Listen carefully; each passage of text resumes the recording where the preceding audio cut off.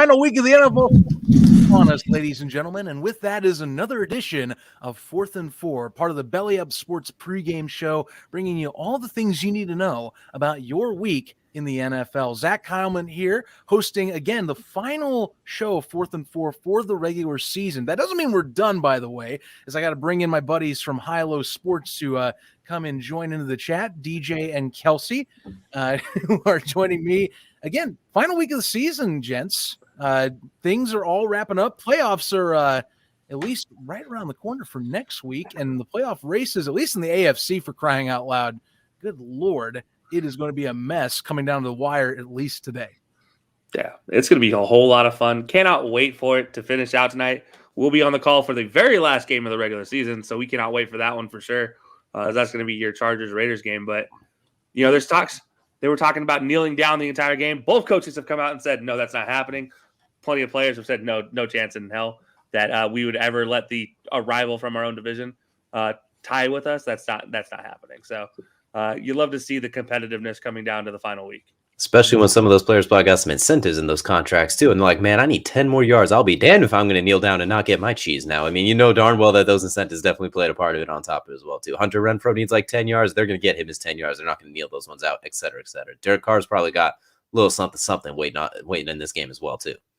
That's no doubt about it. I would say for the betterment of your own fellow man in the players realm, you'll definitely want to play just to give that chance. I mean, hey, Renfrow's already, if we're talking catching sense, he's probably broken anything that wasn't incentive for catches, just knowing how his tear is so far in his O season. But, you know, I digress. We're all about competition, you know, coming down the wire. It's going to be a fun run to the playoffs, and especially with that final game you guys are calling, I'm looking forward to it.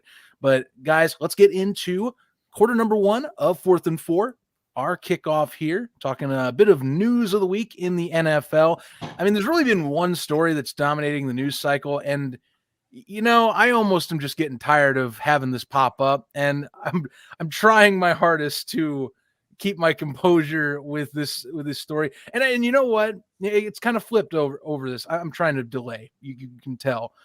Fine, it's Antonio Brown. Come on. It's Antonio Brown back in the news again, but with a bit of a twist, because now we have talks about medical malpractice type of issues, or teams forcing their players, and incentives not being kept up, and someone being cut. He said, she said, and a dude coming onto a podcast. And where do we even start, guys? There's a lot of stuff to tackle in a few days span that's gone on since he strutted off of the field at New Meadowlands. Man, I want to go to that podcast part first. Like, let's just talk about everything that happened, right? Okay, all that doesn't happen, and you go on a podcast. That's fine. Mm-hmm. But then to say some of the stuff he says on the podcast, like, who's been the most productive receiver on there? It's obviously been me. Why am I taking a pay cut? What? I'm sorry, Mike Evans, Godwin, Gronk, anybody but you, four touchdown Lenny. Like, what? Anybody has been better than you at this point in time, because they can all be on the field. They're not getting in trouble for fake vaccination cards. Like, what?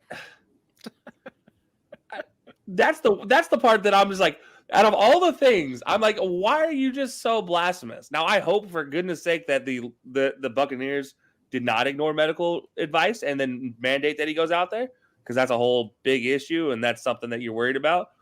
But from everything that that AB has posted, it doesn't look like anybody ever said anything from an official standpoint from the team about his ankle. It all seemed like it was just him talking about his ankle, which, wow, is me. I mean, AB talking about himself in a way that he sees fit and not telling anybody else. Who would have saw that one coming? Oh my goodness. I don't know, man. This whole thing is crazy, though. I want to go back to what you said too when he said that on the podcast, where it's like, who's been more productive than me? Look, when I came in coming off the bench, look at everything I'm doing. Why am I on a prove it deal? You are on a prove it deal because you were sitting out for 3 years. The last team you were on, you didn't play a single snap for. Like, we're kind of just ignoring that whole thing as well too. And then anytime a question is asked, you get completely offended by it as well too on that said podcast. So it's like, you came on here to try and say your side of it, say your piece, quote unquote, and you made yourself worse. Like, if he would have said absolutely nothing, we were talking about it on our podcast as well as last week as well too. If there is medical malpractice, which this sounds like there could be potentially a case, we'll have to wait and see how things play out. Obviously, you are the sympathetic figure. You're back in the NFL probably quick, fast, and in a hurry. I mean, maybe maybe not fast and in a hurry because the way you left was a little dramatic. But like if they look at it as like, oh, it's an ankle injury, we know what AB can do. Some teams will possibly sign him that need receiver help and miss out on some of the guys they want. After all of this, though, it's going to be tough. I mean, someone will take a flyer on him because he's still Antonio Brown. Someone will still think they could do it. I'm going to vote Pittsburgh, honestly, brings him back. That'd be hilarious. But there's a whole lot. I think he kind of shot himself in the foot on this one as well, too, because you mentioned it. There was no nothing directly showing like an x-ray or anything like that, like a quote unquote doctor's note with the ankle. That's what I'm kind of curious about as well, too. You saw an independent doctor, well within your rights to do all that as well. But then there's like no follow-up off of that as well, too. So I'm really curious to see how this thing plays out. If it is medical malpractice, big yikes on the Bucs. That is a terrible look as well, too. You cannot have that, especially when we're talking about player health and everything these days. And on top of that, Antonio Brown, how did you manage to shoot yourself even farther in the foot? I thought your feet were already broken from when you froze them over into ice cubes and then shot them then, and then they shattered into 1,000 pieces. But no, you still find a new way to shoot yourself in the foot. So we'll have to wait and see how this one plays out. But I agree with you. I was kind of looking forward to not talking about Antonio Brown in a non-football sense anymore. But yet here we are.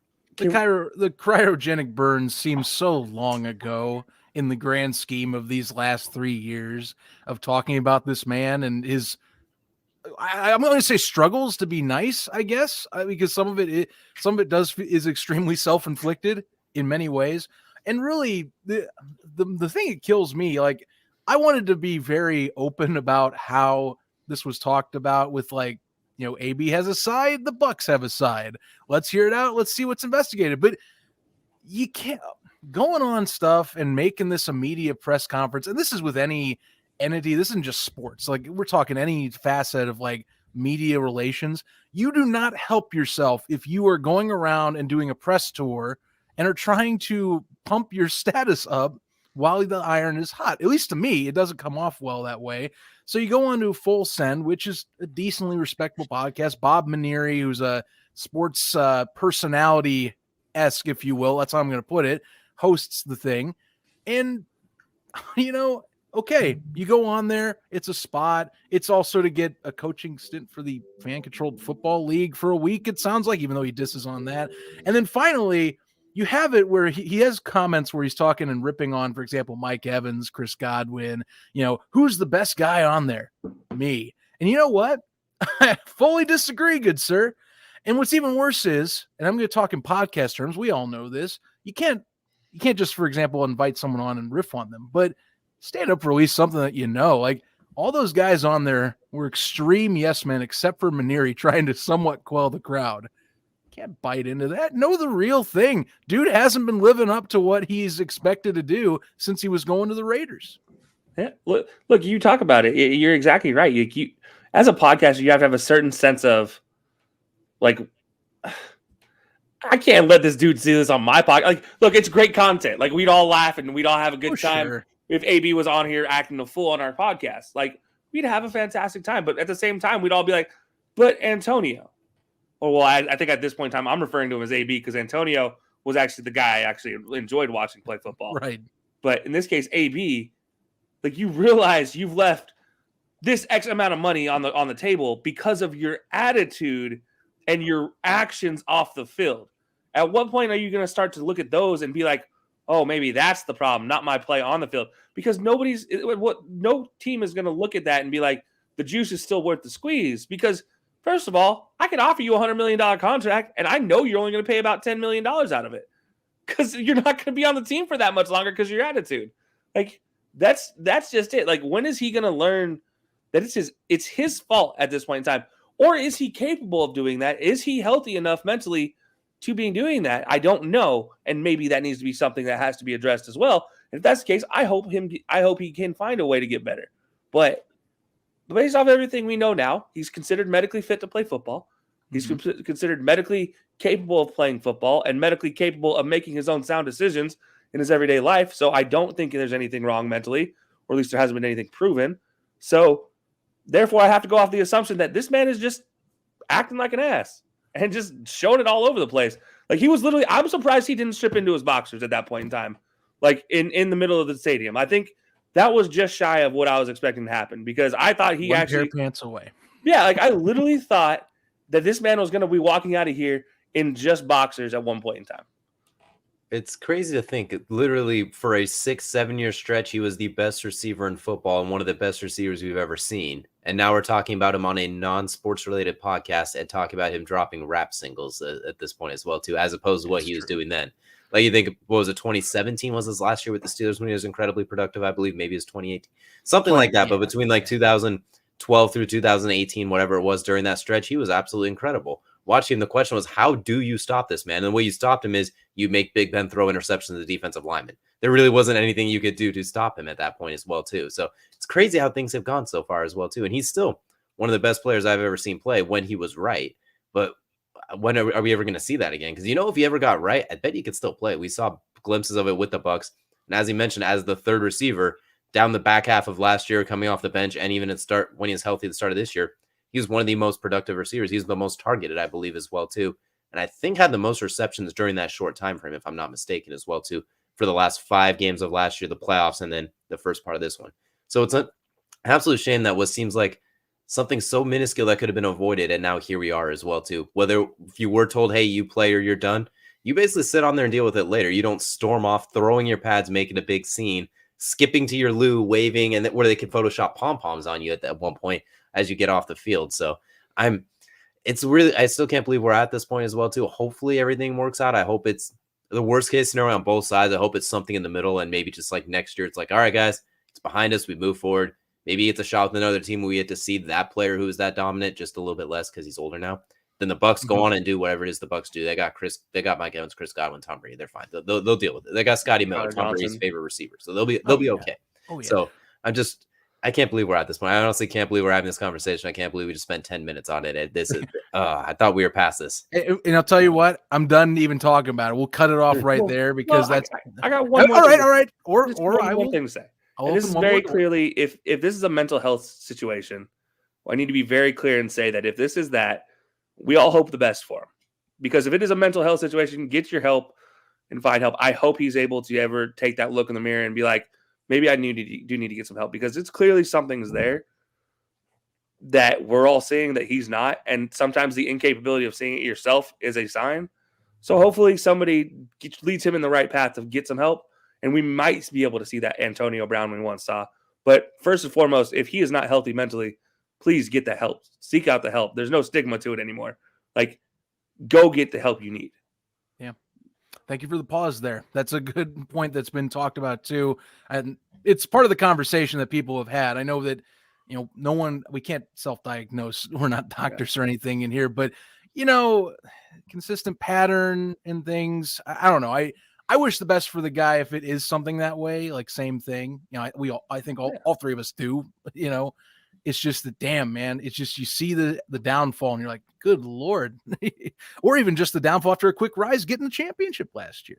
Mm-hmm. Well, like, look at Trey Mason, the same thing that happened to Trey Mason. Like, he went from being one of the best running backs coming into the league that honestly he was getting replaced by Todd Gurley, and that's the only reason he got replaced, to then getting in a high-speed chase in a shootout and getting locked up. I mean, like, a guy who had all the promising signs, said all the right things in the lead up, but mentally, boom, there it was, just that quick. Mm-hmm. Yeah. So.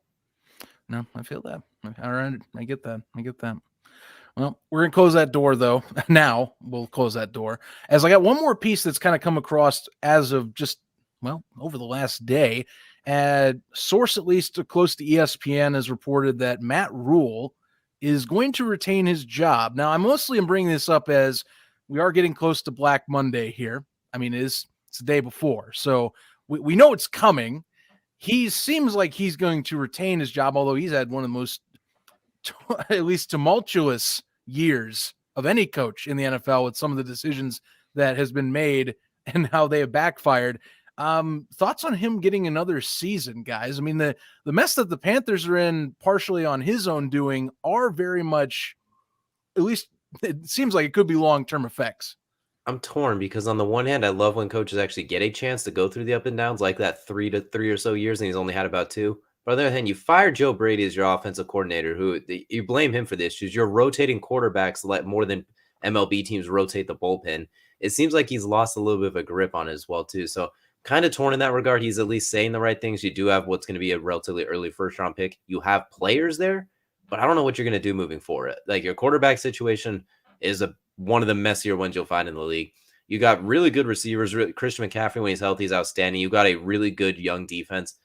But it's tough. Like, I guess it depends who is out there, but it's tough to get rid of a guy right now. I'm always pro giving them like that extra 3 to 4 years, give him a chance to turn things around. But yikes, he did not do himself any favors, as you mentioned, down the stretch. So if they do decide they part ways with him, I couldn't really blame him. But I don't hate keeping him one more year. Give him a chance to try and right some of these wrongs, because especially what they did with the quarterback situation, getting rid of Joe Brady, the offensive coordinator, is a scapegoat, and then doing absolutely nothing and getting worse after he leaves. It's not a good look either. So I don't hate it, but it's one, if they decide to part ways, I won't be like, how dare you? That's inexplicable. Like, it's not like when the Bears fired Lovie Smith after a 10-6 season. That was absolutely stupid. This one, I'd be like, okay, I guess I get it. I don't know if I would, but I would understand it. Fair enough. No, that's a fair point. I'm kind of with you in this one. Like, I don't like the idea of getting rid of somebody like Matt Rule, right? A guy who has had one pretty good season, wow, this was a car wreck season. And, and that maybe it's for two different reasons, obviously, but you bring in a new quarterback who you think is going to change things. He doesn't. Then you bring in a new quarterback to replace him. Well, he's injured and sick, and then that doesn't work out for the long term. And then you have a battle between the two. And it's just a whole cluster of things that no coach, I don't think, is ever ready for, especially not a second-year coach is ready to deal with those things. And especially a face like Cam Newton coming in, the face that was the face of this franchise for this many years. Like, it just happens. You don't want to deal with it. So I think this is a situation where this might give him the chance to, as long as he does keep his job. Let's be very clear. If the report is correct and he does keep his job, that it gives him the opportunity in this draft to get that third year, that third sort of growth year into his belt. And that way, this is the deciding year, right? This is how it always works with coaching, like coaching contracts for the most part, is that third year is that, all right, it's time to see what you can do type of year. Like, you've had your chance to get rid of people, to start building, and to fully complete what you want to see, your picture. Third year, let's see what happens. And I hate seeing coaches getting fired before that third year, just because I think there's so much chance for them, unless they're just awful. Like, let's be very clear, unless they're just trash. But this is one I think Matt Rule, well deserving of a third year. It'll be interesting to see, though, with what he's able to do going forward. I mean, you have two drafts where you're picking the top 10. So, I mean, if you can't make that work as well, too. I mean, last year you picked 9. This year, you're probably going to pick about 8 or 9, somewhere in that area as well, too. You got to be able to turn something around and make that one work as well, too, as well as some free agency, as well as some players you already had there. If you can't make that one work, then I think after next year, going into the following year, that's when you might make a decision for picking in the top 10 yet again. Yeah. I mean, I think the biggest thing is also, too, that, like, they're also hurt with a guy that's a surprise retirement, too, in recent memory. Just like the Colts. The Colts just had it where they were able to fill in with a guy of a Hall of Fame caliber in Phillip Rivers. But you weren't able to fill in with a Hall of Fame caliber player for Luke Kuechly. And then let's be very clear, that, along with the fact your star player in Chris McCaffrey has played, 50% of your games in 2 years? It hasn't been enough where you're like, I don't know. I think this is one where this team has been hurt from that situation, that they're still reeling. Like, I feel like they're a draft behind where they should be, if that makes sense. Because you have to then have an emergency draft pick to fill in for Luke Kuechly. That's probably not going to pan out, because that's just how those picks usually end up working. And then after that, you're just like, all right, well, I wasted a draft on my game plan type of situation. Unless you count Jeremy Chin as a linebacker, since he's a safety linebacker hybrid, I guess. I guess in that case, you get counted. But if you definitely, this is why I think you give him this draft, you give him this offseason. If the third year you're picking in the top 10 again, then you got to be able to, you got to show some sort of steady growth. If you're stagnating in that, like, pick 8, 9, 10, 11 spot, that's where you're in trouble. Especially when the division's kind of in flux. The Saints they took a dump. They basically took a dump. The Bucks are right there, but they're getting older. And then, of course, there's just like if you know what I'm saying, too, like the rest of the division, there's Atlanta that's kind of stuck there as well, too. And look, it's been a situation with the Panthers, so that, like, you got to be honest and say this season, it's not like they started off poorly. Like, 4-0 until getting trounced by the Cowboys, they beat a playoff team, a potential playoff team in the Saints. Obviously, the Texans, well, that's a different story. You obviously should beat them. The Jets, they played in a close game, and then you lose by 8 to the Cowboys. So and then you lose by 3 to the Eagles, then to the Vikings. Then that's where things started falling apart. But it's, your first couple games, you won your first 3 games, and that's progress. So that's something to build on. But yeah, you're exactly right. Like, if you can't build on that next year, then there's a problem. Well, it appears that Rule will have a year 3 to work on. He's going to have some questions, though, especially Christian McCaffrey and that quarterback scenario that has become quite the conundrum with all the different pieces, trade assets, and really the money that's moved around. You're going to have to consider that with cap space moving forward. I mean, $10 million for Cam Newton for a rental, that's a bit harsh to swallow, but he does appear to get another stint next year. We'll see if it's a full season or if things collapse as we move on forward. Who knows? There's a lot of money. $62 million over 7 years. That's a big commitment. So you got so year 3 at least, I could see why they did it and why David Tepper kind of pulled the trigger.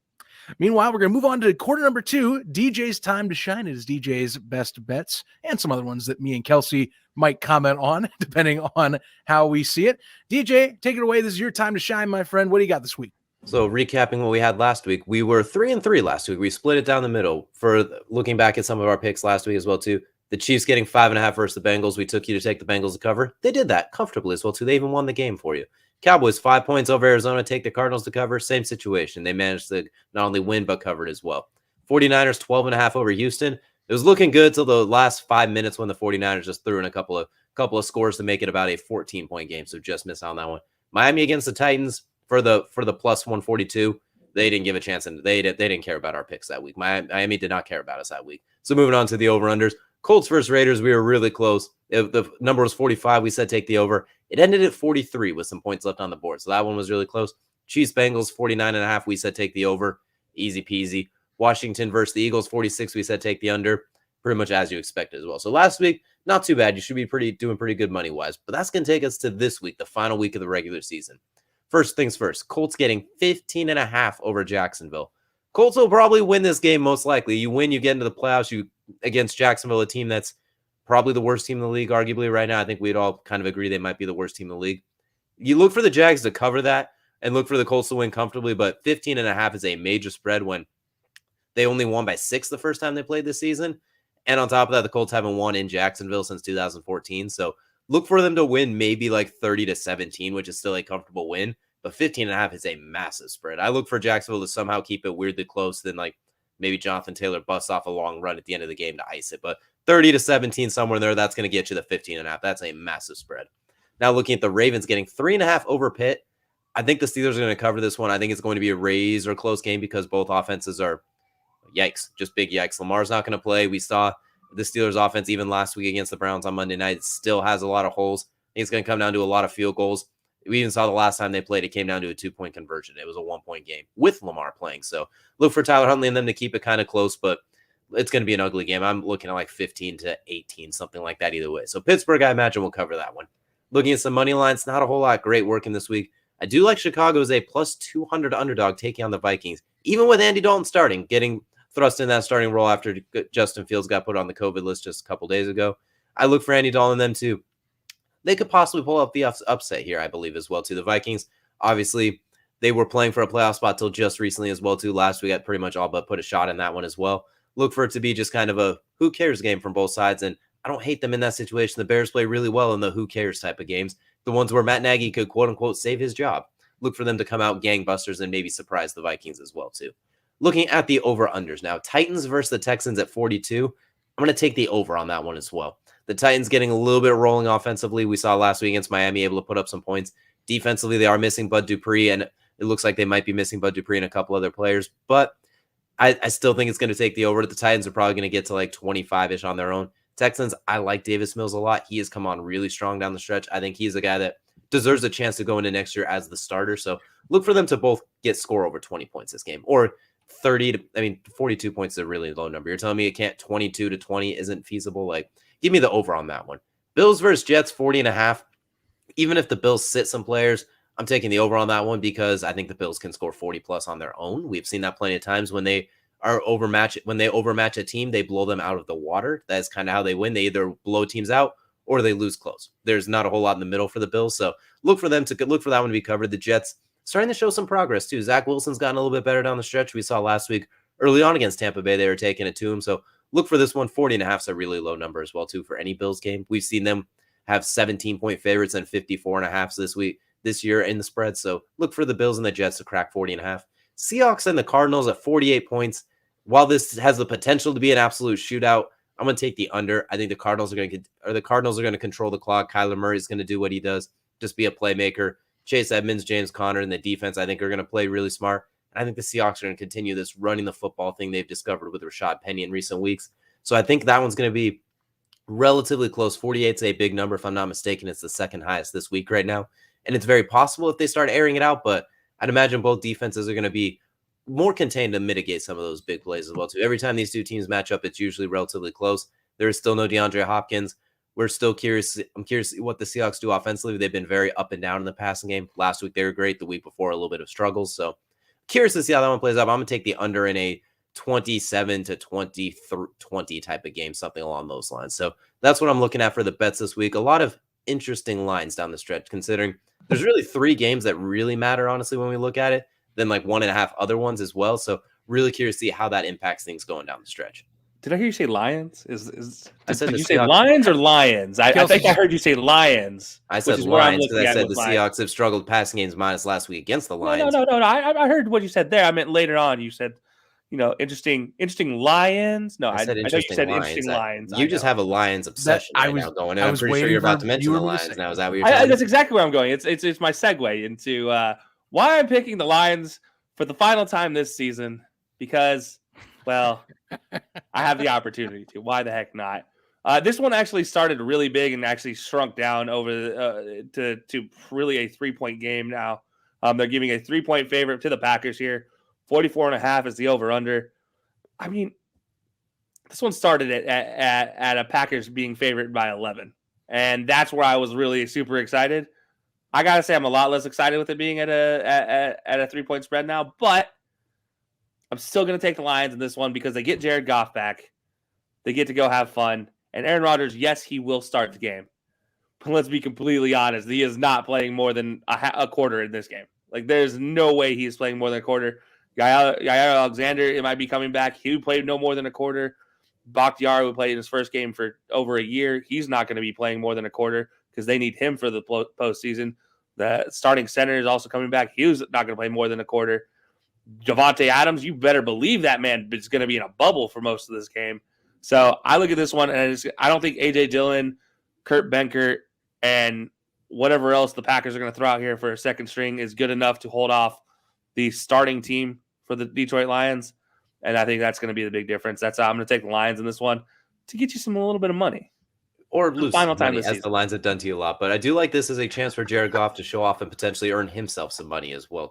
He's obviously still under contract for a bit, but Jared Goff's a guy that could possibly be on the move in this offseason, depending as well, too. So you never know. So I like him to go out there and put on a show and see if he can maybe finagle something. This Hawaiian blue Kool-Aid tastes oh so delicious from HC Dan Campbell. Like, you got to give this man a little bit of credit. He's fantastic. No one's doubting that. We have on our podcast, I have said our segment was for DJ. I am high on Dan Campbell. He is the man. That is the transcript. That is true. That is exactly what you said, which is why I'm saying for the final time this season, when I still can, the Lions give you some more money. Fair enough. And I don't hate that as well, too, especially if they do pull Aaron Rodgers and the starters relatively early. I have a weird feeling they're going to play longer than they should, kind of like we saw in that Cowboys game against the Eagles. They let them play the full half, even to the point where guys were getting dinged up, and you're like, no, get out there, keep going. So I'm worried they're going to play him a little bit too much. For the most part, for me this week, if you're betting anyone, if you're trying to bet and take an upset on any or majority of those that are opponents going against playoff opponents, say, you get lucky on, like say the likes of a Packers second string. There aren't too many of those games this time around. This year's pretty tightly packed, a lot of jockeying for position than usual, it seems. So if you're like, that's what I usually look at week 17 or 18 is maybe I can sneak in possibly having some people rest and then I can kind of flip the script, but not so to say. I would just kind of take this like any other week, I guess. Yeah, that's a fair one. The one that I look at as far as playoff teams resting people, weirdly enough, the Bengals are resting a lot of guys against the Browns, but I don't trust either one of those teams. Yeah. Even though the Browns have a 6-point, they're favored by 6 points. I'm like, I don't know who's going to play for the Browns. Is Myles Garrett and Nick Chubb and all them going to play? Or are they going to be on a limited count and just get to the offseason? That's a whole nother mess in itself right now. So I don't want to touch that with a 10-foot pole. But I agree with you. I was looking at these. I was like, who might be sitting some players? Who might get a chance at some second stringers? And I was like, there's a whole lot of pretty much all of the playoff teams are secured minus 3 spots, 2 wild cards in the AFC and 1 in the NFC. But my goodness, everything is split by like half a game, it feels like, minus the Packers well and locked it in the NFC as the number 1 seed. Everything else can move around, it feels like, as well, too. The Patriots could go from the 5th seed to the 7th seed, it feels like, as well, too. Like, they could go anywhere in between as well. So maybe that's another one, too. But there's not a whole lot of easy pickings, I feel like, this week. Did you mention the 49ers and Rams for the over-under by any chance? I did not. I left that one because, once again, I'm kind of curious how that one's going to go as well, too, because Jimmy G, they say he's going to play. All signs are leaning towards that, but I don't know for sure. And if he does play, how much of him do I get? That is a make or break there. 44.5 in a both teams need to win to get in situation. No, the Rams already locked in. The Rams, if fair, the Rams win, they win. But they win the division if they win. Or if the Cardinals lose. But let's be completely fair here and say they need to win to win the division. If we're just going to play on the you control your own destiny case, let's just say they win. They have to win. The 49ers also have to win to get in, and they also need a loss as well to get in, but you have to start by winning. So, I don't know, 44.5 seems like I might lean the over on this one, just because both teams really, to assure themselves a playoff safe spot, you want to win this game and not be a wild card if possible. If you guarantee me Jimmy Garoppolo plays and is at least 85% healthy, agree with you 100%. I'm smashing the over on that one 1,000 times over, because the Rams could score 30 by themselves and the 49ers could score 30 by themselves. I'm just concerned is what's going to happen at that quarterback spot, because Trey Lance is good. He's shown some promise, but they're a little more limited as far as what they can open up pass game, as we saw the last few weeks as well. That was a really close game with Houston until down the stretch. They got they got basically 4 possessions in the last 4 minutes, it felt like. So if Trey Lance is playing, I'm a little more hesitant. But if we do have Jimmy Garoppolo 100% healthy, then I think definitely would cram the over if I was on that one too. Oh, fair enough. I'm gonna say go the over, but hey, that's my thoughts on it. No, because we all know where I'm at with the gambling side of things. Money. Go big or go home. Money. Go big or go home. For money.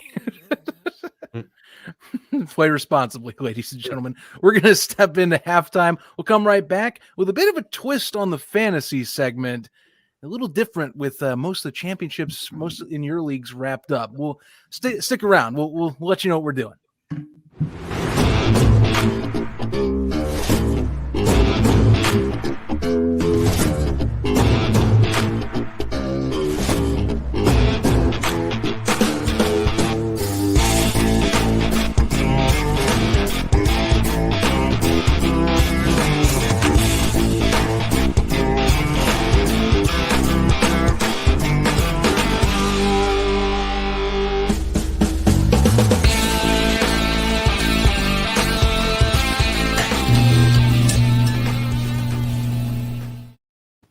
Back at it at halftime. It is quarter number 3, Fantasy Awards this week. Again, we kind of touched on that week 17, or usually week 16 in a traditional year, is really the wrap up, the final shebang for most leagues, unless you're insane like myself back in my youthful and mostly misguided commissioner days.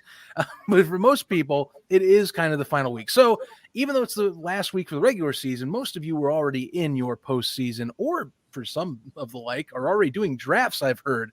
So let's get into this. We're going to talk about some mid-rounders. We're going to do this as a special series moving forward to the end of the year through the Super Bowl. And we'll just kind of talk about different aspects of the fantasy season, some guys that we say that we are going to highlight that we thought really stood out in certain ways depending on the category. This week's is mid-rounds, guys that kind of were, maybe you didn't think of them as a starter. Maybe it was more you're starting to fill in your roster spots at that point in your draft.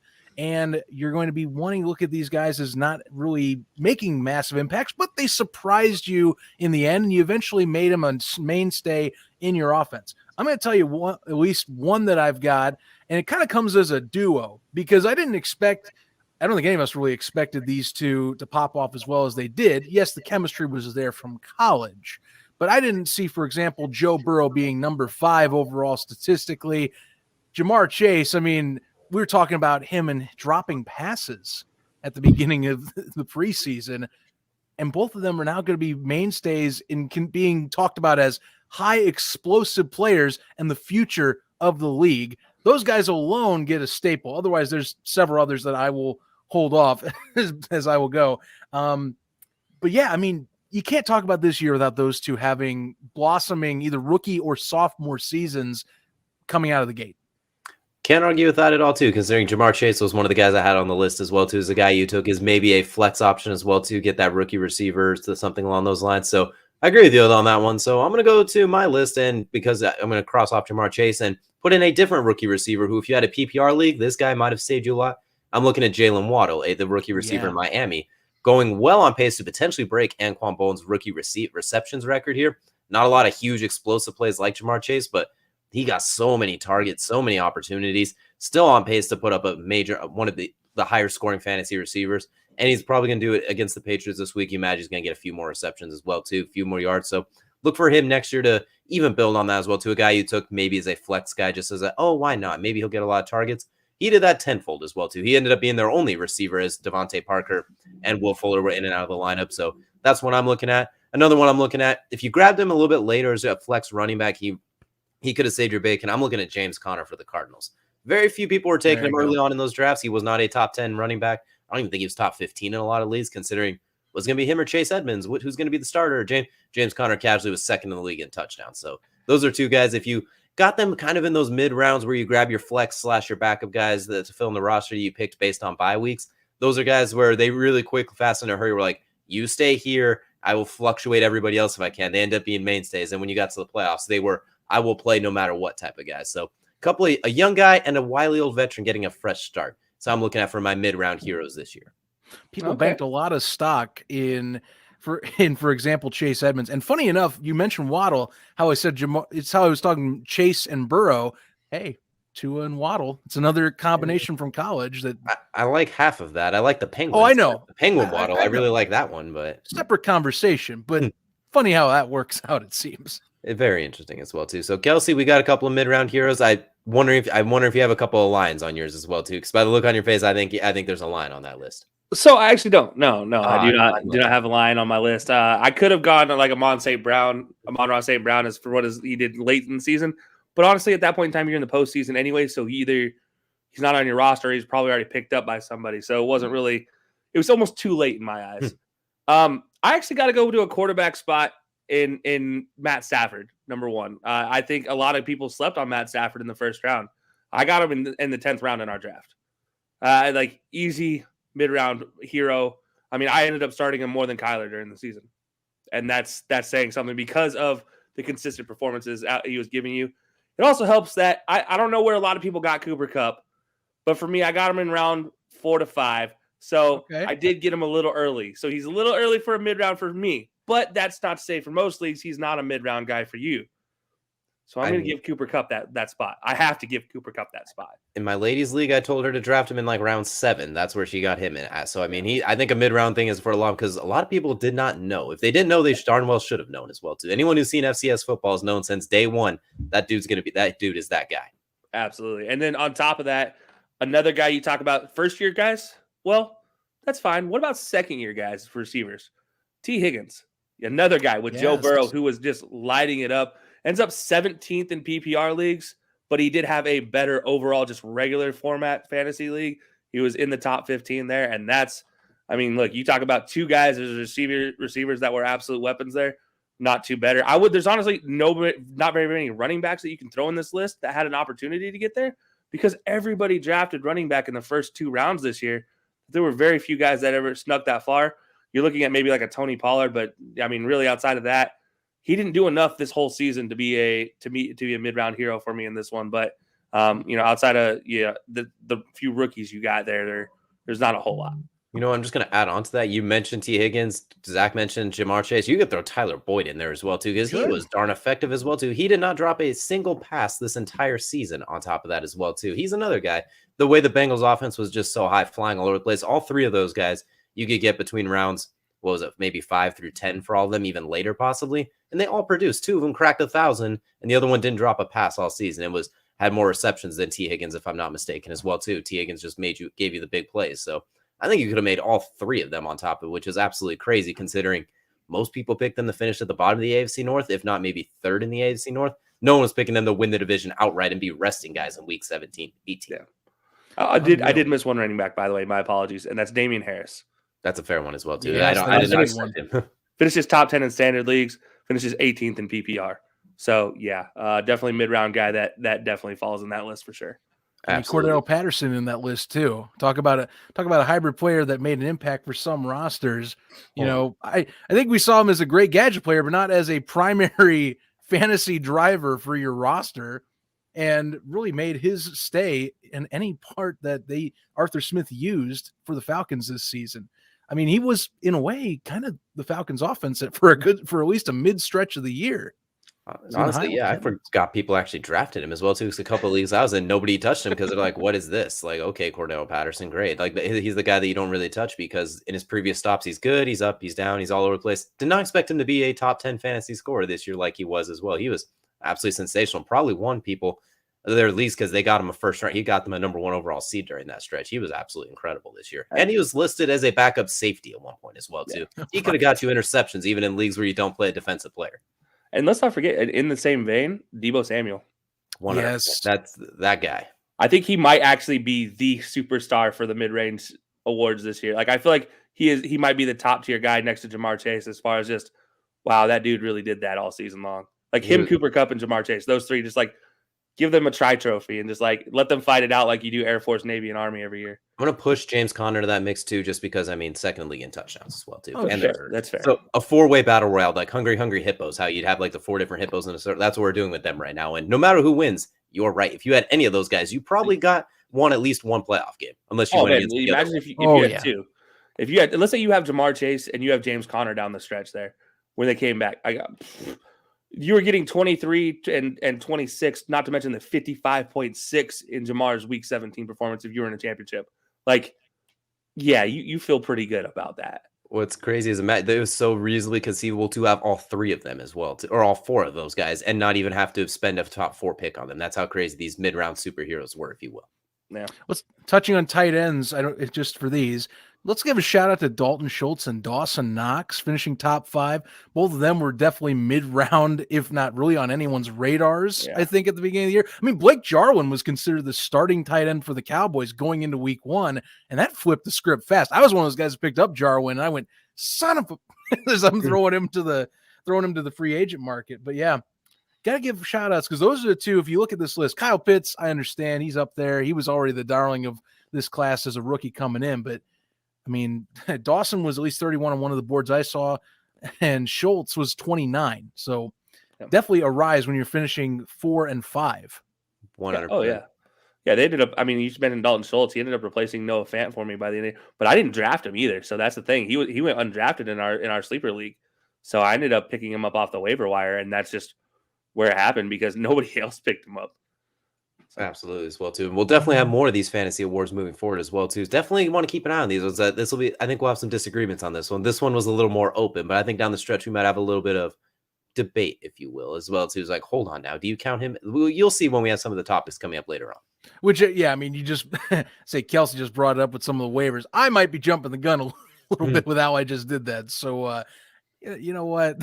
He may have broken the game. I might be stepping back a second. Typical Bears fan, always looking ahead, not enjoying the moment. Yeah, I know. Can't you just like your quarterback getting hit the way he is? God. No. Which one? You've had like 4 of them this year. I'm trying to resist the urge to look back to the past when things were so nice. 85 and before. Actually 85 and then anything before 1970. 2006 you got to the Super Bowl. Yeah, okay. I mean, that's still a good memory. That's the best memory in my life is getting there. So small victories. That started out that Super Bowl started out great for you. It did. Yeah, I mean, 14-6 lead. I mean, it was looking good. And then, that's right. You had Rex Grossman. I know. And we tried to start Cedric Benson instead of Thomas Jones. That was another horrible choice. Thomas Jones has got to go in the league as the most underrated back by his own coaches to ever play, because like I can't count how many times he was a second stringer going into big games. It's like, why isn't he starting? And he ends up having 100+ yards in the game. It's like, especially when his arms look like supersized legs as well too. That man was the original arms that look like legs type of guy as well too. Like I remember they spent 5 minutes on one of the commentary teams just staring at his arms, and they go play back to his arms, play back to his arms, play back to his arms, which keys the point. Why was he on the sideline for that many plays in a row? But I digress. And then his return game when he left the Bears, because obviously he wasn't returning for the Bears at that point in time, not with D. Hess back there, but you have him as a returner at every other team he played for, and he looked really good at it too. And then you're like, but that's all we're going to see him on the field for. He doesn't need to run the ball at all. What? No, run him once, at least twice. Hmm. You get like 40 yards, you'll be fine. Thomas Jones finished, by the way, with over 10,000 yards in his career, but yet didn't have really any consistent presence on any team he ever stayed with. I dare I ask how that happens, where you see a man that often in this league get that many opportunities with different teams and still dominate, but not get long-term stays. And this was back in 2011 when running backs were even more valued still. It wasn't like the drop-off we had like between 2015 and 2019 or something like that. Put him in an offense today, like let's say the Patriots, that man is a Patriot forever, first of all. Like he would probably be a Patriot from the day he starts till the day he retires because Belichick would never let him go. And then on top of that, if he just like was a veteran signing into some of these teams, I mean, imagine him with, like we talk about the Bills needing a run game. He could catch and he could run and return. Like the Bills, there you go. Have your man. Well, I didn't know we switched over to Bears pregame show now here. I know. Hey, I wasn't expecting this either. Okay.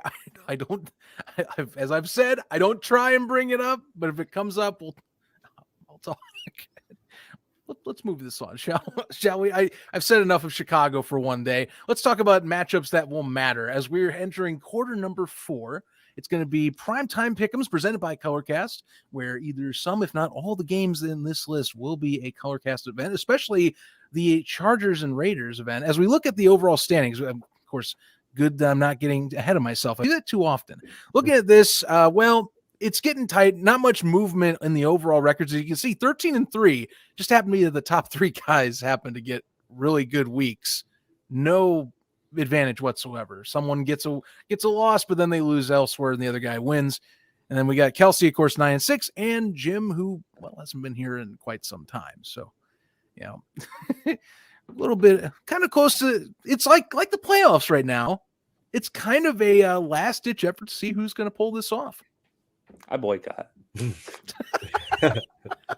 is crap. I hate this. I had like 3 bad weeks to start the season off. I have not recovered even a bit of that at all during the season. Like, this is not fair. DJ at least got respectable. Now he's back, like only down by 4. But yeah, like thank God for Jim. Otherwise, I'd be pulling up the rear right now. Jesus.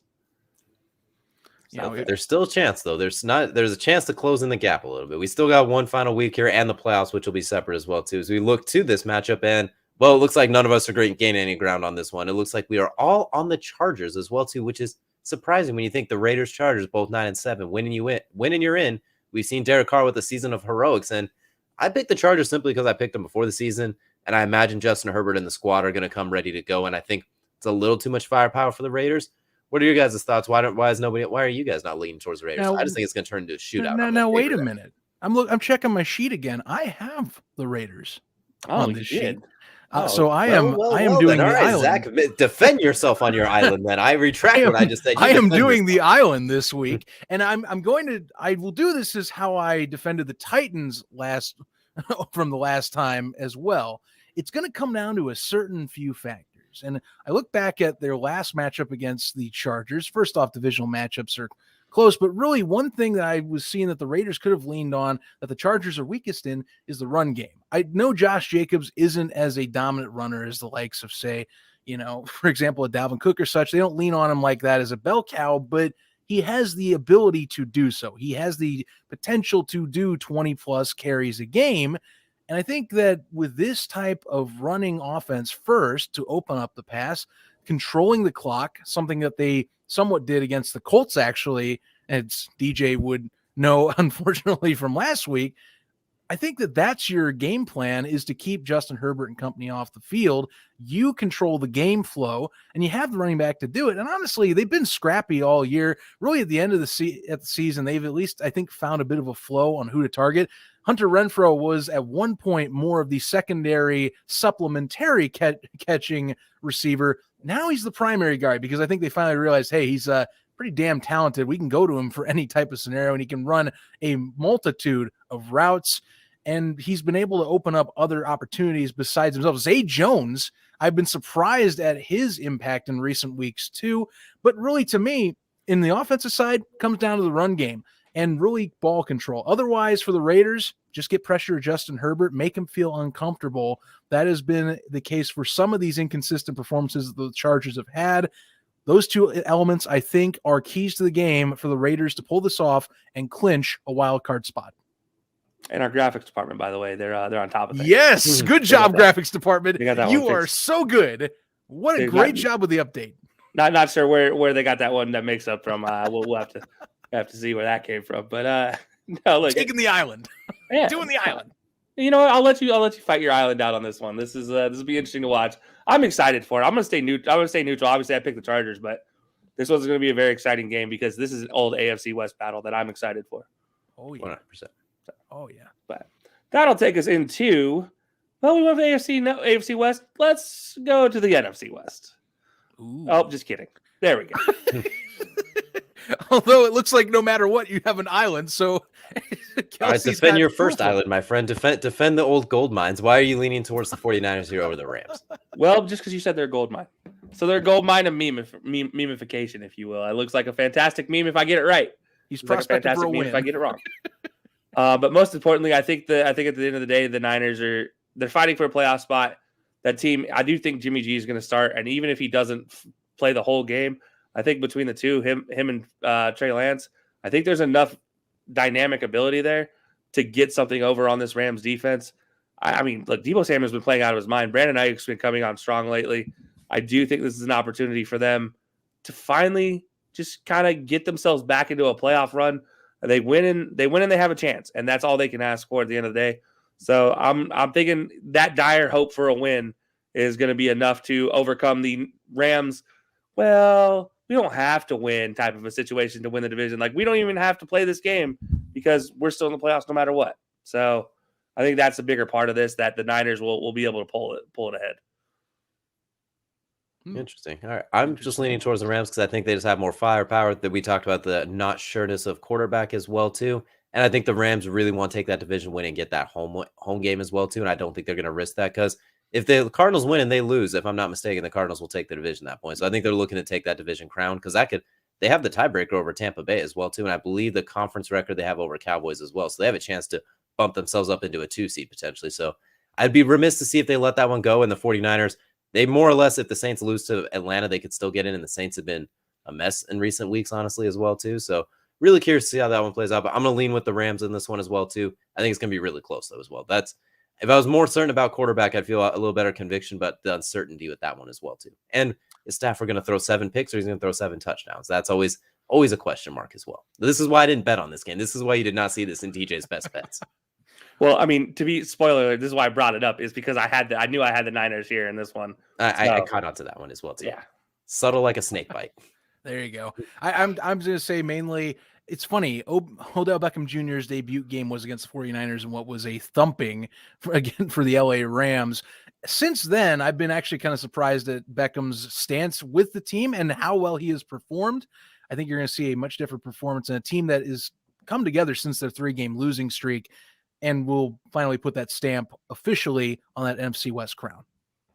Absolutely. It's a fair point.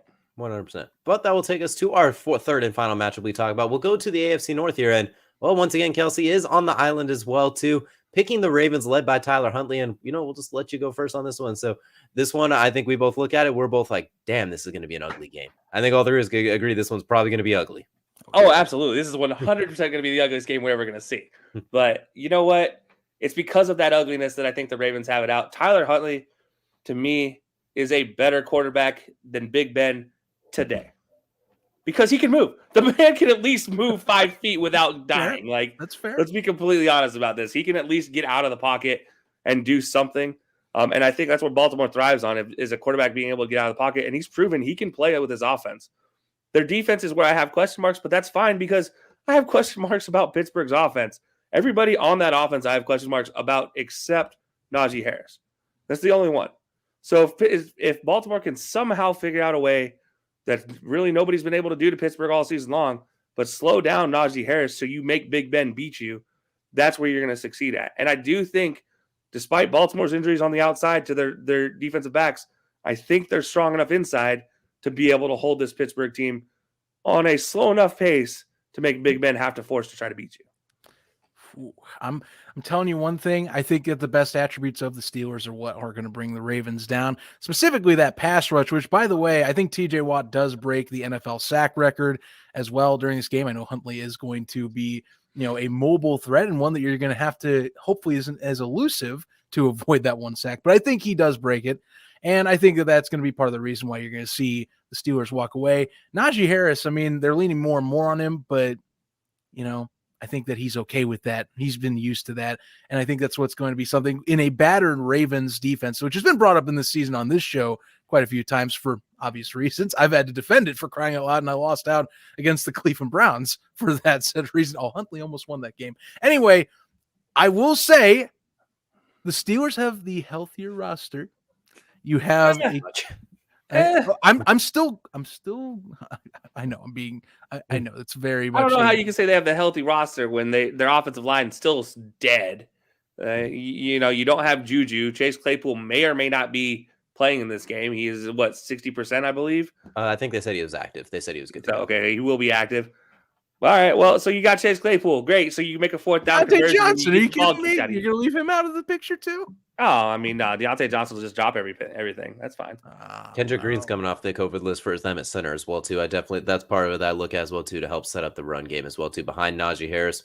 The secondary for the Ravens, even if you get Big Ben Forstaff to beat you, he has shown in incredibly short bursts at various points in the season. He can look vintage. We saw against the Chargers in short bursts. The Ravens in this first matchup is short bursts, and in this game you just need a short burst. There's not going to be a high-flying game throughout, I'd imagine. So I think it's going to be really, really close, and it's really hard to pick either one of them because it feels I really don't want to pick either one of them. Neither one feels like they should win, but the playoffs are on the line.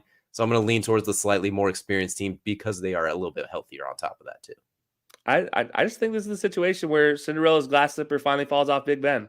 Everybody finally sees him for the onion that he is. No one here is arguing his onionness. No. I'm just saying, I'm not saying necessarily you. I'm saying, I think this is the case where you finally see the onion that Big Ben has been all season long, where you're not going to get anything useful from him if he's the one that forces to beat you. Like if you force him to beat you, I just don't think he's going to have it in him. I think, look, this many injuries, think about everything he's been through in his career. You add on top of the motorcycle injury, the inability just to move at this point in time at his age. You're playing in cold weather stadium.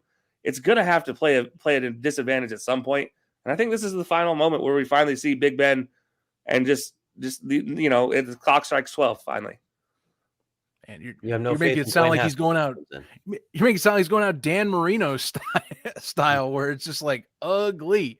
I don't think it's good. Has it been pretty all season for Big Ben? It hasn't been pretty, but you're talking 3 to 4 picks, something like that. Is how hell, he's not been that good all season. He threw the most amount of 35 passes for less than 100 yards last week.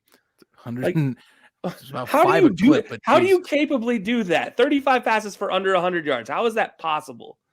Eventually, one of those has to go for longer than 2 yards. You think, but youthful running back, lean on it a little bit. I guess I don't know.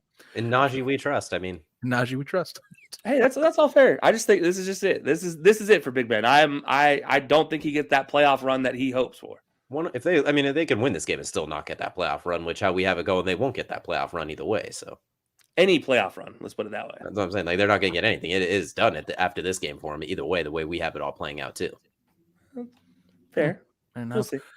Well, folks, that's going to do it for our last regular season edition of 4th and 4. Thanks for tuning in all year, and we got more going on, so don't go anywhere for next week. We'll be talking about the playoffs fully, and we'll probably break down at least our picks for all the games as best we can, because, it's playoffs. We got to give you everything that we think is going to happen at that point. For myself, for DJ, for Kelsey, saying so long. Thanks for tuning in. Thanks for holding on with us throughout this first year of us getting this show going. We got more ahead, and we got plenty more even after this season. Stay tuned.